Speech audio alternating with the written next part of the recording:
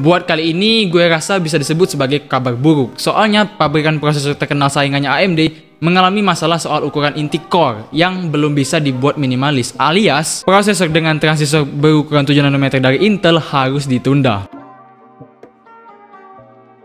Ini kejadian yang sama kayak yang dialami pabrikasi 10 nanometernya mereka. Bahkan Intel secara terpaksa harus menundanya sampai jangka waktu 6 bulan dari yang dijadwalkan. Tadinya direncanakan rilis di kuartal kedua 2021, sekitar bulan April atau Juni. Sekarang malah diperkirakan baru benar-benar tersedia di tahun 2002. Itu jadwal juga bisa berubah-ubah.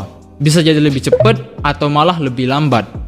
Soalnya gue rasa mereka mikir juga, kalau gini terus bisa ketertinggal jauh sama kompetitornya. Dan dengan demikian, Intel sementara masih harus bertahan di produksi prosesor 14 nanometer.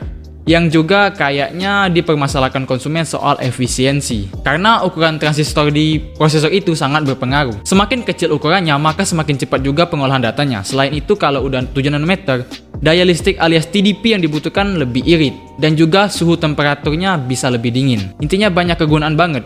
Makin kecil ukuran transistor, semakin kecil satuan nanometernya, maka akan semakin banyak pula transistor yang bisa ditanamkan di sebuah prosesor. Nah, pertanyaannya, kenapa Intel belum bisa bikin prosesor dengan transistor berukuran 7 nanometer?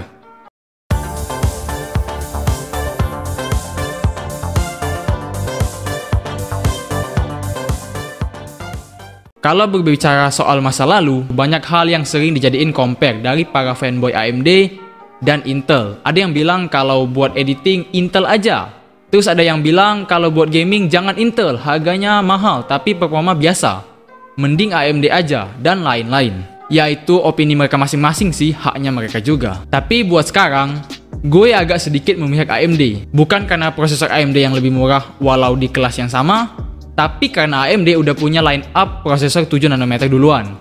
Sementara Intel masih harus sibuk sama pabrikasi 10 nanometernya mereka. Tapi bukan berarti gue bilang kalau AMD jauh lebih bagus dan lebih recommended ketimbang Intel. Nggak kayak gitu.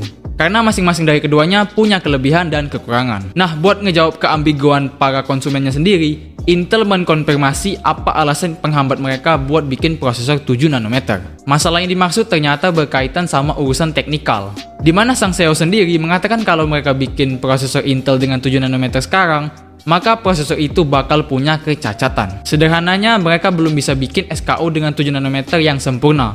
Belum bisa finish secara keseluruhan, bugnya belum fixed. Gue rasa paham kali ya. Jadi, mereka memerlukan waktu lebih lama lagi buat ngatasin itu, dan waktunya juga digunakan untuk kebutuhan riset tentunya. Kalau mereka rilis sekarang, bisa-bisa kecacatan yang dimaksud bikin konsumen jadi nggak percaya lagi, dan mereka masuk degradasi alias masuk jurang. Tapi sebagai alternatif atau solusinya, Intel dirumorkan menyerahkan produksi prosesor 7 nanometer mereka ke pihak ketiga. Jadi nanti prosesor 7 nanometer yang mereka rilis nggak pure dari pabrikan sendiri. Tapi itu masih sebatas rumor ya.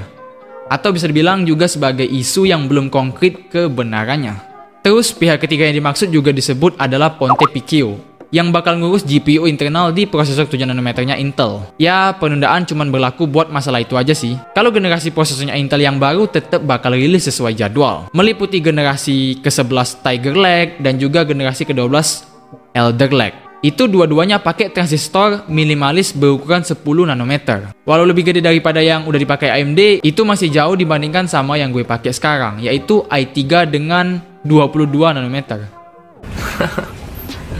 Tapi di sisi lain, penyuplai komponen TSMC udah neken supaya para produsen prosesor bisa bikin yang lebih minimalis lagi di tahun 2002, yaitu di 3 nanometer.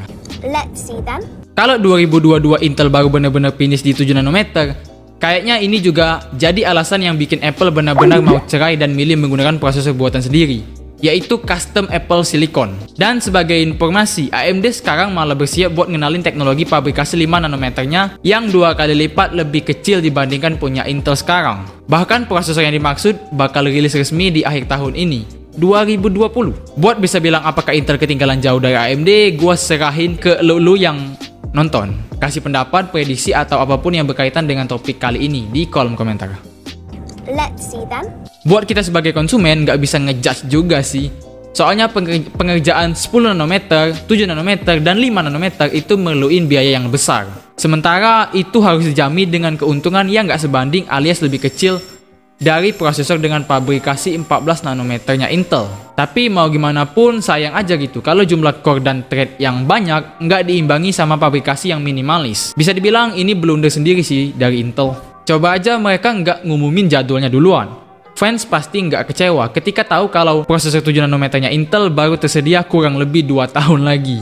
Sekian aja yang bisa gue bahas. Kalau ada misinformasi gue mohon maaf. Semoga bermanfaat dan sampai ketemu di konten teknologi yang berikutnya. Nyerah? Jangan.